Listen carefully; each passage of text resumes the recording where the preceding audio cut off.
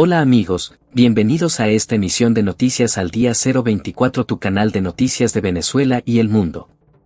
A continuación, noticias muy interesantes publicadas para ti en el día de hoy, noticias que impactan a los venezolanos y latinoamericanos y un análisis importante de la realidad electoral en Venezuela hecho en el periódico El Nacional. Te invitamos a que te quedes con nosotros hasta el final del video y compartas tu opinión. Nuestro contenido de hoy.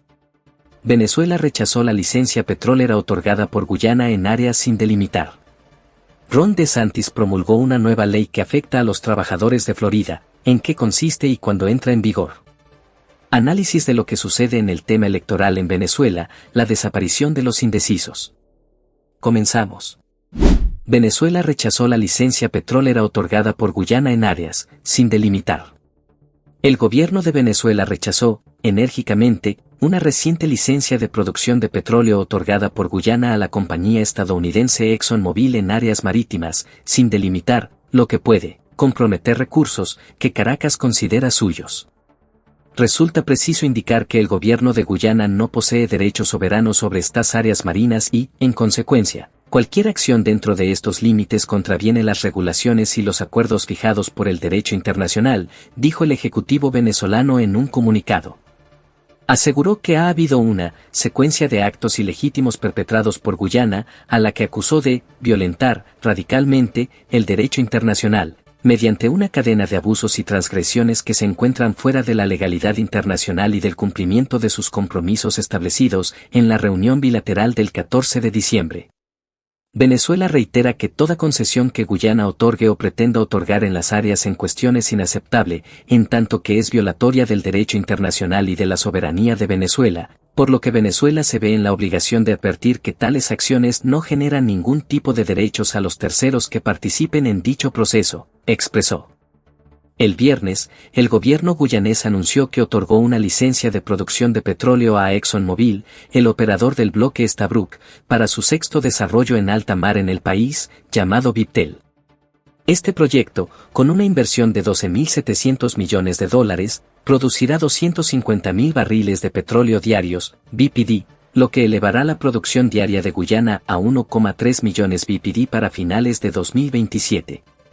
Este desarrollo incluirá hasta 10 centros de perforación con 48 pozos productores e inyectores, indicó en un comunicado el Ministerio de Recursos Naturales de Guyana. Según la nota, la producción de petróleo de este sexto desarrollo generará miles de millones de dólares en ingresos para Guyana, apoyando así una importante mejora económica y social para el país y sus ciudadanos. El conflicto entre ambos países por el territorio del Esequibo, de unos 160.000 kilómetros cuadrados, alcanzó su punto más álgido luego de que Venezuela celebrara el 3 de diciembre un referendo unilateral en el que aprobó anexionarse el área en cuestión, y el gobierno de Maduro ordenara el asentamiento de una división militar cerca de la zona, entre otras medidas. Ron DeSantis promulgó una nueva ley que afecta a los trabajadores de Florida. ¿En qué consiste y cuándo entra en vigor? Ron DeSantis, gobernador de Florida, promulgó una nueva ley que afecta a los trabajadores del estado, principalmente a aquellos que cumplen labores al aire libre. Se trata de la legislación HB 433, llamada Reglamento de Empleo, que fue aprobada en marzo pasado por la Cámara de Representantes y por el Senado. Esa normativa impide que las autoridades locales implementen requisitos de exposición al calor para las empresas. Ley de Empleo en Florida, que establece y cuándo entra en vigor. DeSantis aprobó el proyecto de ley este jueves 11 de abril de 2024. Esta nueva legislación, que entrará en vigor el 1 de julio de 2024, prohíbe que las autoridades de cualquier ciudad, condado o municipio del estado adopten leyes destinadas a proteger a los trabajadores al aire libre del calor extremo, como descansos para tomar agua. En este contexto, hubo críticas por parte de diversas organizaciones. De acuerdo con Florida Politics, la nueva normativa también prohíbe a las ciudades y condados exigir a los empleadores que proporcionen a sus empleados sus horas de trabajo con anticipación, al tiempo que elimina el poder de los gobiernos locales para instar a los contratistas a que paguen sueldos más altos o utilizar salarios más altos como incentivo. Respecto de ese último aspecto, el texto de la ley aclara que el objetivo es prohibir que las subdivisiones políticas mantengan un salario mínimo que no sea un salario mínimo estatal o federal, así como también prohibir a las subdivisiones políticas controlar, afectar u otorgar preferencias basadas en los salarios o beneficios laborales de entidades que hacen negocios con la subdivisión política. Mike Beltrán, representante republicano que votó en contra de la ley, explicó los motivos por los cuales se opuso, debido al clima inusualmente cálido de Florida, su variación en todo el estado y la economía diversa. Creo que la regulación local puede ser apropiada. Las organizaciones rechazan la nueva ley laboral que promulgó Ron DeSantis. Antes de que fuera aprobada por DeSantis, Public Citizen, una organización sin fines de lucro en defensa de los derechos del consumidor, lanzó una convocatoria para pedir al gobernador de Florida que vetara el proyecto de ley. El mismo fue calificado por la asociación como cruel, dado que entra en vigor en el que consideran que será uno de los veranos más calurosos jamás registrados. Dado que no existe ninguna ley en Florida que obligue a los empleadores a proporcionar agua, sombra o descansos a los trabajadores que enfrentan un calor severo, prohibir estas protecciones locales será mortal, se lee en la petición, donde se advierte que la legislación bloquearía las salvaguardias locales para enfermedades, lesiones y fallecimientos relacionadas con el calor. Análisis de lo que sucede en el tema electoral en Venezuela, la desaparición de los indecisos. En el contexto electoral actual, se observa que el chavismo podría alcanzar entre 20% y 25% de intención de voto, mientras que a los opositores reconocidos por el CNE les otorga solo un máximo de 5%, todos juntos. Es crucial notar que este 5% de esa pseudo-oposición podría votar por el chavismo, ampliando así las posibilidades de este último a 30% de la intención de voto. Por otro lado, la plataforma unitaria, específicamente la liderada por María Corina Machado, podría contar con 70% restante de los votos. Esto representa un escenario desafiante para el chavismo, que busca consolidar su apoyo y, si es posible, atraer parte del voto opositor.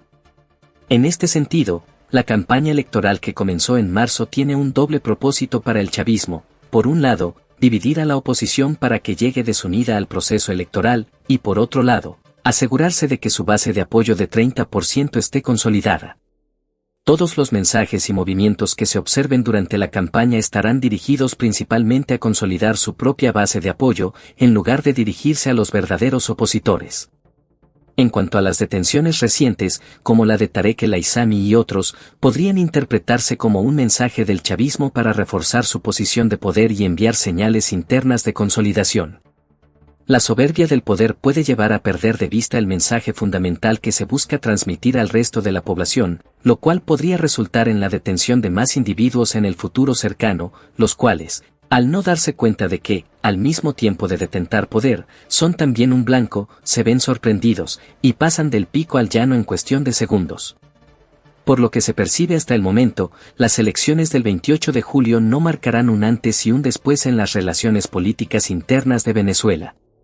Es evidente que cualquier resultado que surja de esa elección no marcará una nueva etapa, sino más bien una continuación de la situación actual, donde el chavismo conservará el poder, y la oposición, cada vez más fortalecida, seguirá buscando opciones. La etapa que se inicia a partir de esa fecha podría mantener al actual gobierno en el poder de manera electa transitoria durante 5 meses más, formalizándose un nuevo periodo recién a partir del mes de enero de 2025.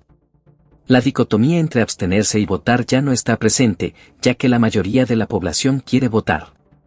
El objetivo del chavismo es asegurarse de que la masa votante se divida entre varias opciones, lo cual diluiría la intención de voto opositora. La integración de esa masa en torno a María Corina Machado se irá diluyendo, en la medida que el voto deba trasladarse a personas como Corina Lloris, primero, y Edmundo González Urrutia después, si es que lo dejan competir, lo que podría restarles apoyo a posibles candidatos avalados por la oposición.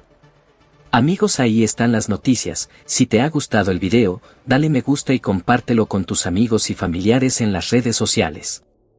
Recuerda dejar tu comentario u opinión debajo de la descripción del video. Muchas gracias por tu audiencia y apoyo de siempre. Nos vemos en el próximo video.